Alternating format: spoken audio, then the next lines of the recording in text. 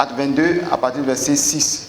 Comme j'étais en chemin et que j'approchais de Damas, tout à coup, vers midi, une grande lumière venant du ciel resplendit autour de moi. Je tombais par terre et j'entendis une voix qui me disait: Saul, Saul, pourquoi me persécutes-tu? Je répondis: Qui es-tu, Seigneur? Et il me dit: Je suis Jésus de Nazareth que tu persécutes. Ceux qui étaient avec moi virent bien la lumière, mais ils n'entendirent pas la voix de celui qui parlait. Amen. Gloire à Jésus.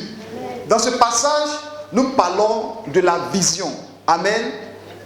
De la vision. Pour ceux qui ne savent pas ce qu'on appelle la vision, il y a une différence entre la vision et le songe.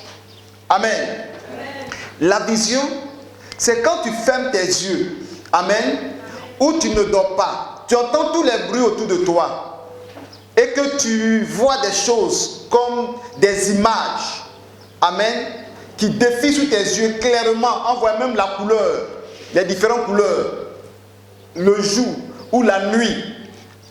En ce moment, tu ne dors pas. Mais tu entends tout ce qui parle autour de toi. Mais tu es comme plongé dans un sommeil. Mais un sommeil qui, en même temps, tu entends tout ce qui se passe au dehors. Les cris. Peut-être la radio joue. Quelqu'un est en train de prier. Ils sont en train de chanter. Mais toi, tu as tes yeux fermés. Mais tu vois des choses. Ce qu'on appelle la vision. Alléluia. Est-ce que vous comprenez? Maintenant, il y a deux types de vision. Il y a la vision fermée et la vision ouverte. La vision, nous allons parler d'abord de la vision fermée. Amen. La vision fermée, c'est quand tu as les yeux fermés. Amen. Et que tu vois. C'est ça qu'on appelle la vision fermée. C'est-à-dire, je viens d'expliquer, tu ne dors pas, tes yeux sont fermés et tu vois des choses. Ça est dans la Bible.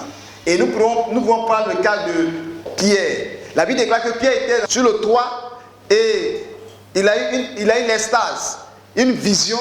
Et nous allons parler d'une autre vision. Il y en a tellement dans la Bible, nous allons parler au moins deux comme ça, deux ou trois. Une autre vision fermée. Regardez dans la Bible, il y a un homme qui s'appelle Jacob. Et Jacob s'est endormi et il a pris une pierre, il l'a mis à son cheveu et il a eu un songe. Et dans le songe, amen, il a eu une vision. Amen. Vous comprenez? Vous voyez, le songe, dans le songe, tu peux avoir une vision dans le songe. Alors que tu peux faire un songe sans vision. J'espère que quelqu'un me comprend. Ah, tu fais un rêve comme ça et puis tu l'amènes. Dans le songe, le ciel peut s'ouvrir et puis tu peux voir des choses dont les yeux naturels ne peuvent pas voir. Les yeux physiques ne peuvent pas voir. Mais en faisant le songe, en même temps, tu dis, j'ai fait un songe et j'ai vu le ciel ouvert comme mon fils vient de rendre ce témoin tout à l'heure de l'enlèvement. Ça, c'est un songe. Dans le songe, il a eu une vision. Amen. Vous comprenez? La vision vient de la vue, de ce que les yeux voient. Alléluia. Donc, la vision que la Bible parle, c'est quand Dieu ouvre tes yeux pour voir les choses cachées que les yeux physiques ne peuvent pas voir. Est-ce que vous comprenez? C'est-à-dire, ce que tes yeux physiques ne peuvent pas voir, c'est ce que les yeux spirituels voient, ce qu'on appelle la vision. Donc, Jacob dormait, mais dans le songe, il a eu une vision, il a vu une échelle qui montait au ciel et qui pointait la terre, et les anges montaient et redescendaient. Amen. Il redescendait, il remontait. Et il a dit, ici est la porte du ciel. Et c'est une vision. Alléluia. Ça, c'est la vision fermée. Tes yeux sont fermés et tu vois. Mais je vais vous parler aussi de la vision ouverte. Gloire à Jésus. Et les deux visions sont accordées beaucoup aux prophètes. Amen. La vision fermée et ouverte, c'est quand tes yeux physiques sont ouverts. Amen. Et tu es là et puis tu vois. Ça, c'est différent de la sorcellerie. Amen. Non, la vision, et c'est différent aussi de la divination, de ceux qui ont des pouvoirs mystiques. Mais je veux parler de la vision céleste, ce qui vient de Dieu. Tes yeux peuvent être ouverts et voir, amen, les choses de Dieu. Je vais vous montrer selon la Bible. Vous savez, les prophètes, eux, ils voient. Mais souvent, les gens ne voient pas ce qu'ils, eux, ils voient. Regardez Élisée. Élisée était dans sa maison tôt le matin et la Bible nous dit, amen, que son serviteur Géasi était au dehors et il a vu l'armée syrienne et cette armée a entouré la ville. Et ils étaient venus dans le but d'attraper Élisée. Amen. Parce que Élisée, c'est un homme de vision poussée, un homme de vision très avancée. Pourquoi les gens ont décidé de venir attraper Élisée? Parce que quand le roi et son armée font leur plan pour dire nous allons partir demain, la nuit, pour aller attaquer Israël, Dieu montre cela à Élisée dans une vision. Alléluia. Et Dieu lui dit que Dieu lui montre comment l'armée vient pour venir attaquer.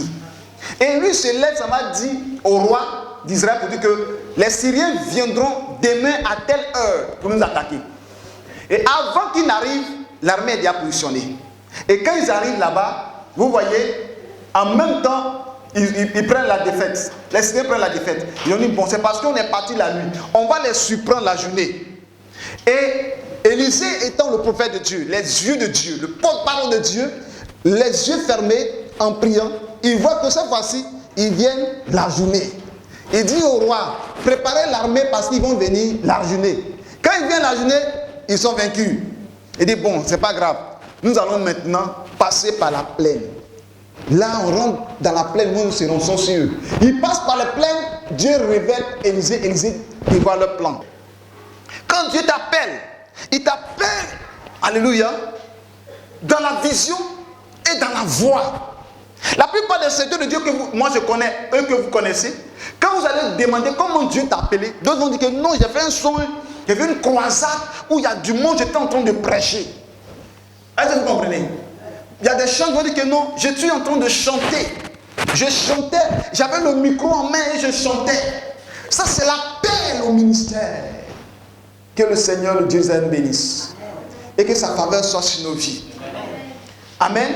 Et quand vous lisez la Bible dans le livre de Exode chapitre 3, regardez, pour avoir la vision, pour recevoir l'appel, il y a des principes, il y a des ordonnances. Alléluia. Il y a un chemin à parcourir pour que Dieu te parle. Amen. Dieu a appelé Saul dans une vision parce que son intention n'était pas bonne, parce qu'il persécutait l'église. Quand Dieu veut appeler quelqu'un, c'est toujours sauver son enfant, c'est son peuple. Alléluia. Dieu ne voulait pas qu'on tue les chrétiens, mettre les chrétiens en prison, les empêcher d'évangéliser, de propager l'évangile. Amen. Et Dieu va se révéler à lui pour qu'il change de vision. Dieu veut changer la vision de Paul. Parce que cette vision qu'il avait, cette vision était une vision charnelle. La vision charnelle, c'est d'aller tuer les chrétiens, les persécuter. Et lorsque la Bible déclare que lorsqu'ils ont prié pour Paul, amen, Ananias a prié pour lui, les écailles sont tombées de ses yeux. Maintenant, il ne voit plus les chrétiens comme celui-là qui envoie une nouvelle doctrine. Alléluia. Mais il les voit comme ceux-là qui ont accepté le véritable Dieu, Jésus de Nazareth. Donc Dieu veut changer la vision de quelqu'un. Il a fait tomber les écailles de ses yeux. Les écailles tomberont de tes yeux au nom de Jésus. De la manière que tu fais des sons, tu vois les sorciers. Je refuse que tu vois les sorciers, tu verras la gloire de Dieu. Alléluia. Que la vision de quelqu'un change. Que tu vois les choses telles que Dieu voit. Alléluia. Que les écailles tombent de tes yeux. C'est pourquoi vous voyez dans une mission, dans une église, tant que les écailles ne sont pas tombées, ils ne verront pas tel que le prophète voit. Ils ne verront pas tel que l'homme de Dieu voit. Je rends grâce à Dieu parce que beaucoup de personnes commencent à voir tel que l'homme de Dieu voit. Beaucoup de personnes commencent à comprendre parce que ce qui bouchait les oreilles pour ne pas entendre la voix de Dieu sont sortis. Et donc ils entendent comme tel que l'homme de Dieu a entendu. Ils voient tel que l'homme de Dieu voit. Alléluia. C'est pourquoi les écailles sont tombées des yeux de Saul. Et à partir de là, quand c'est tombé, son nom a changé après. On l'appelait Paul. Paul. Avant, ce sont des tasses. Alléluia. Et Paul. Gloire à Jésus. La vision. La vision change l'identité d'une personne. La vision change le caractère d'une personne. La vision change ta manière de voir les choses. La vision change la manière de comprendre les choses. Alléluia. Donc vous voyez, Saul de Tarse avait une pensée impure. Mais dans cette pensée, Dieu a changé sa vision. Mais Dieu va appeler quelqu'un comme Moïse. Mais Moïse, Dieu va l'appeler comment? Pour aller sur le peuple d'Israël. Et qu'est-ce que Moïse va faire pour rentrer dans la vision? C'est parce que Moïse a obéi, a travaillé auprès de son beau-père Jéthro, qui était un sacrificateur de mendiants, Madian. Mais Dieu va passer par lui. Amen. Et lorsque Jéthro, le beau-père de Moïse, il lui a dit, tu as pris mes enfants? Mes enfants sont des bergères, parce que les enfants de Jéthro étaient des filles seulement. Elles étaient des bergères. Et Moïse qui est venu va prendre la place des bergères. Et d'ailleurs, il a pris la fille Séphora comme épouse. Et il va faire le travail de son épouse. Alléluia. Je parle à quelqu'un qui m'entend, tu me vois. Lorsque tu vois ta femme qui fait un travail qui est difficile et que tu te maries à cette femme, il faut prendre le travail là pour que ta femme se repose. Amen. Révélation. Claire. Amen. Alléluia. Il ne faut pas laisser souffrir ta femme. Ce qu'elle faisait avant. Et que si même elle n'a pas arrêté, il faut l'aider aussi. Il faut l'épauler à le faire ensemble. C'est ce que Jéthro a fait. Et Moïse a fait. Amen. Moïse a laissé sa femme rester à la maison. Amen.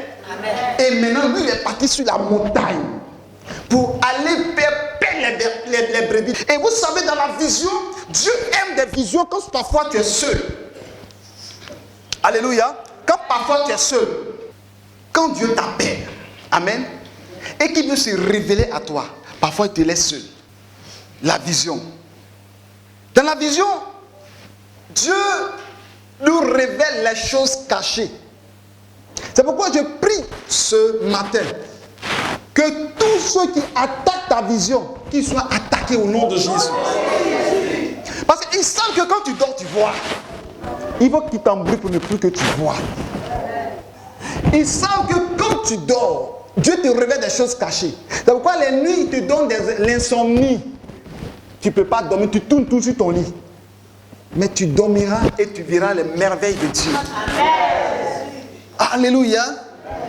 Que le Seigneur, le Dieu d'Israël, nous bénisse. Amen. Donc quand Dieu appelle au ministère, il confirme par ton obéissance. Et Dieu, quand il appelle au ministère, il met la différence entre celui qui sait Dieu et celui qui ne le sait pas. Il met la différence.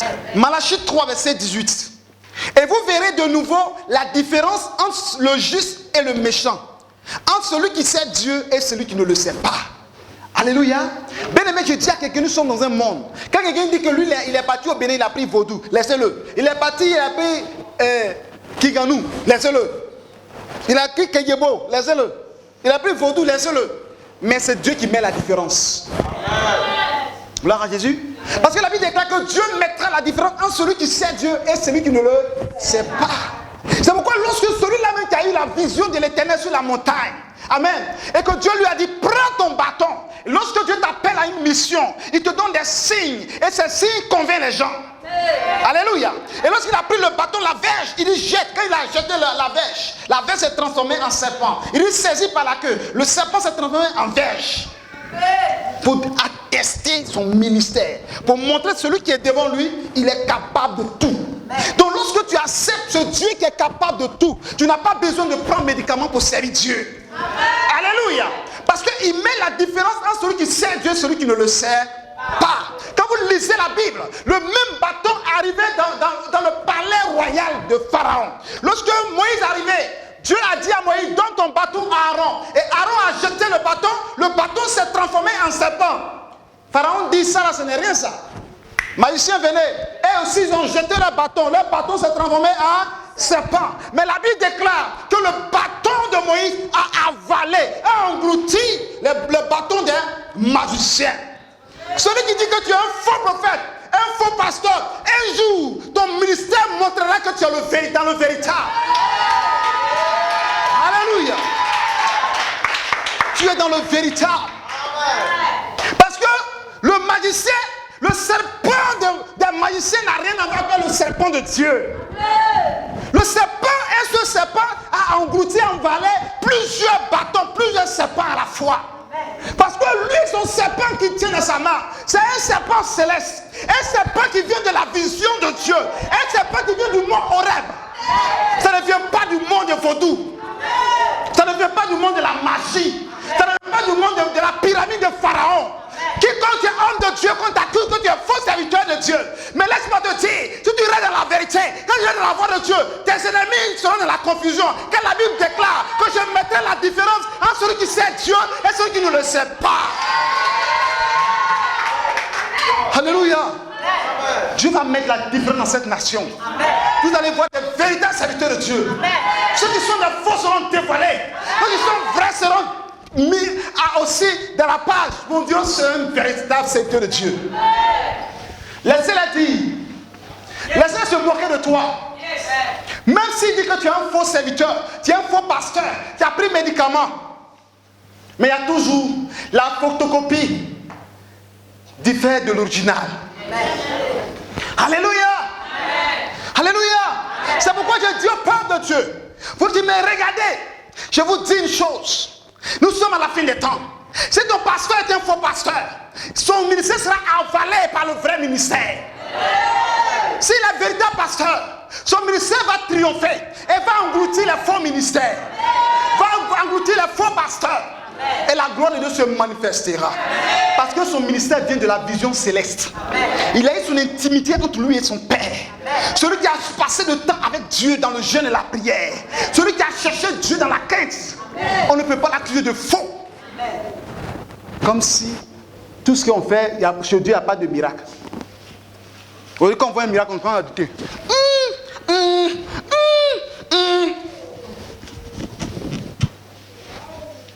Alléluia. Moi, je sais que je suis un véritable prophète de Dieu. Amen. Amen. C'est ça qui est la vérité. Gloire à Jésus. Amen. Parce que je sais que selon la Bible, selon Malachie 3, 18, il mettra la différence bientôt. Amen. Celui qui sait Dieu et celui qui ne le sait pas. Amen. Alléluia. Amen. Celui qui sait Dieu sait rassembler le troupeau dispersé. Quand tu es venu, le troupeau était dispersé. Mais Dieu a rassemblé. Voici le bâton d'un homme qui se transforme en serpent. Et on a même plusieurs bâtons. Mais le seul bâton avale. Alléluia. Lumière Nation, tu es une grande église. Lumière des nations. Donc quand tu veux quitter pour aller au Bénin, pour aller établir une œuvre dans une nation là-bas, on dit que tu es parti chercher magie, vaudou. C'est là qu'il est parti encore bien. Alléluia. C'est là que je vais partir. Amen. Parce que si je suis faux, il y aura la différence. Malachie 3, 18 va m'attraper. Si je suis faux, Malachie 3 va m'attraper. La Bible déclare que lorsque les apôtres étaient en train de prêcher l'évangile, les gens disent arrêtez-les parce que ce sont des faux serviteurs. Ils mettent le trouble dans la ville. Que nous dit la Bible? Il y a un homme sage qui s'est levé, il dit laissez-les. Si cette entreprise, il n'a pas dit cette œuvre, cette entreprise vient des hommes, elle se détruira. Mais si ça vient de Dieu, ne prenez pas le risque d'aller contre Dieu. Dans le Nouveau Testament. Quand il y a un cas comme ça qui a commencé, aujourd'hui ils sont où? Ils sont partis avec ses disciples. Mais laissez-les. L'entreprise qu'il a parlé depuis 2000 ans existe aujourd'hui. Et je fais partie de cette entreprise. Et tu fais partie de cette entreprise. L'entreprise de Jésus-Christ de Nazareth. Alléluia. L'entreprise de Jésus ne peut pas être détruite. Jamais. C'est une entreprise divine. Alléluia. Mais Jésus a regardé et dit, moi je n'appelle pas cette entreprise, j'appelle ça mon épouse. Alléluia. Christ est l'époux, nous sommes l'épouse. Christ est l'époux, nous sommes l'église. Alléluia. Parce que cette révélation vient d'une vision. Ça vient de la part des anges. La révélation divine. Ça vient du ciel céleste. Lorsque Dieu t'appelle et qu'il veut t'élever, il écarte ceux qui s'empêchent la vision. Yes. C'est pas quelqu'un qui ne m'a pas entendu. Quand Dieu veut t'élever, quand Dieu veut te parler, quand Dieu veut t'ouvrir les yeux, quand il veut montrer sa gloire, sa divinité, sa souveraineté, son trône de gloire, il enlève le roi Osias, il tue le roi Osias.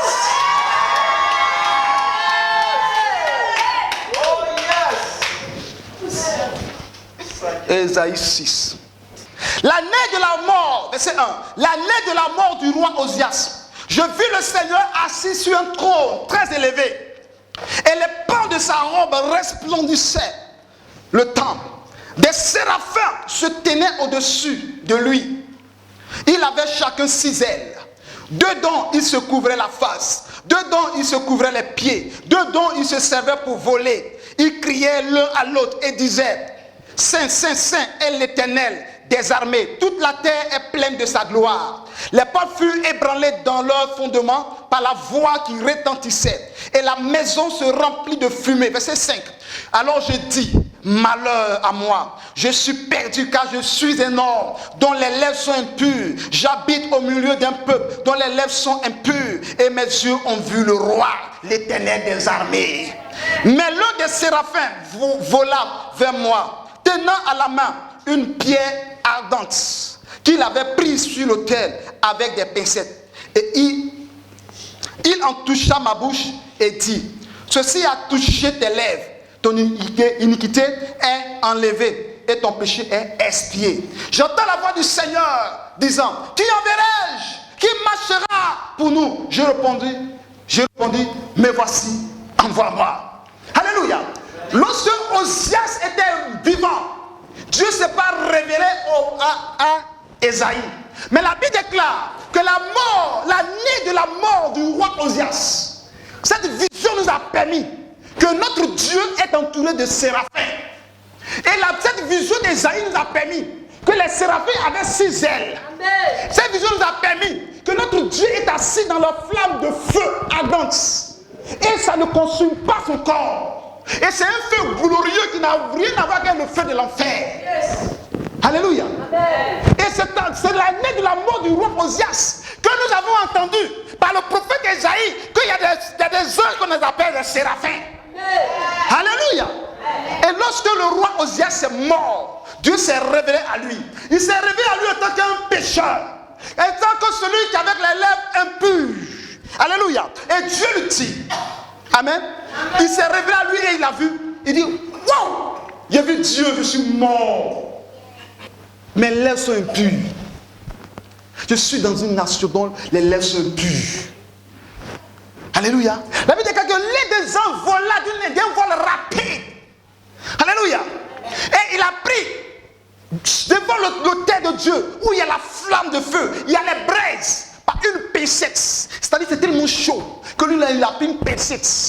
Il n'a pas pris par sa main, mais par cette pincette, il est venu toucher les lèvres d'Ésaïe. Quand il a touché les lèvres d'Ésaïe, tout ce qui était impureté dans sa bouche a été purifié.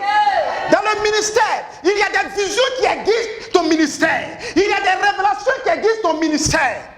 Alléluia.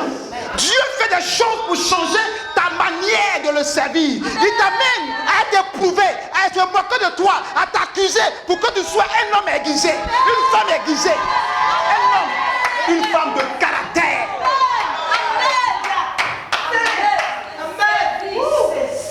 Celui qu'on le voyait comme un homme avec les lèvres impures, désormais n'avait plus de lèvres impures, mais il avait les lèvres pures. Dieu lui-même a purifié ses lèvres. Dieu lui-même me justifiera si je suis de vaudou. Alléluia. Dieu même me justifiera si je suis un faux pasteur, si je suis un faux prophète. Alléluia. Quelqu'un comprend la parole? Mais lorsque je dors, la Bible déclare que ses lèvres ont été purifiées. Et maintenant, tout ce qui s'est passé, Dieu ne parlait pas. Ésaïe parlait seulement, et je suis mort. Mais les séraphins ont commencé à agir. Alléluia. Quand les séraphins ont commencé à agir, Dieu maintenant va s'adresser à Ésaïe. Alléluia. Amen. Parce que Dieu ne s'est pas adressé à Ésaïe dans le pourquoi. Parce que c'est un Dieu pur. S'il s'adresse à cet homme pécheur, ce ne sera pas bon pour lui. Il a fallu que cet homme-là, ses lèvres soient pures d'abord. Quand ses lèvres sont pures, il dit: qui enverrai-je? C'est pourquoi lorsque Dieu veut t'amener dans son ministère, il n'aime pas des hommes des serviteurs de Dieu impurs. Il veut des hommes de Dieu des serviteurs purs. Et en cela, Dieu se révèle à eux. C'est là Ésaïe a dit: me voici, envoie-moi. Parce qu'il reconnaît en lui que ses lèvres sont pures maintenant. Et personne ne peut l'accuser. Personne ne peut lui dire que tu es un faux pasteur, tu es un faux prophète, tu es un pécheur. Parce que Dieu lui-même l'a justifié. Dieu même te justifiera. Frère, soeur, Dieu te justifiera dans ta marche avec Christ. Alléluia. Alléluia. D'où vient tout cela? Ça vient d'une vision. Et dans cette vision, il y a eu les séraphins. Dans cette vision, il y a eu le trône de Dieu. La Bible déclare que les pans resplendissaient, remplissaient le temple. Alléluia. Et dans cette vision, une voix fit entendre. J'ai entendu la voix du Seigneur disant, qui enverrai-je? Qui marchera pour nous? Je répondis, me voici, envoie-moi. Et ainsi que ce message que je prêche doit ouvrir les yeux de quelqu'un, doit ouvrir les yeux d'une soeur, d'un frère, doit ouvrir les yeux d'un serviteur, d'une servante de Dieu, pour que ta vision ne soit pas comme la vision que tu voyais avant. Que tu ne vois pas comme un jeune homme, mais tu te vois comme un prophète, un homme loin de la puissance du Saint-Esprit. Que tu ne vois pas comme un chant qui chante, un chant qui ne sait pas chanter. Mais Dieu a aiguisé ta voix. Et lorsque les gens entendront, les grands verront, te verront. Parce que ta voix ne sera plus comme cette voix que les gens entendaient. On pensait que tu avais la voix de crapaud. Mais cette voix de crapaud, cette voix de ténor ou alto, on trouvait une voix mélodieuse, une voix du ciel qui vient des anges. Qui enverrai-je? Qui enverrai-je? Qui enverrai-je? Seigneur, envoie-moi. C'est pourquoi ce message doit interpeller un frère, une soeur. Ce message doit interpeller un frère, une soeur dans la manière de servir Dieu dans la maison de Dieu. Parce que Dieu t'a fait cet appel. Qui enverrai-je? Tu dis, mais voici, envoie-moi. C'est le temps de Dieu arrivé dans ta vie que tu dois travailler pour Dieu. Amen. Ton argent doit travailler pour lui. Amen. Ton offrande, ton engagement, ta voix, tes pieds pour évangéliser, ta manière de soutenir, ta manière de chanter, ta manière de filmer, ta manière de te tenir derrière les appareils, ta manière d'être de servir dans tout ce que tu fais, ça doit t'interpeller. Alléluia. Parce que Dieu te dit, qui enverrai-je? Il dit, le Seigneur, me voici, envoie-moi. Que Dieu nous bénisse.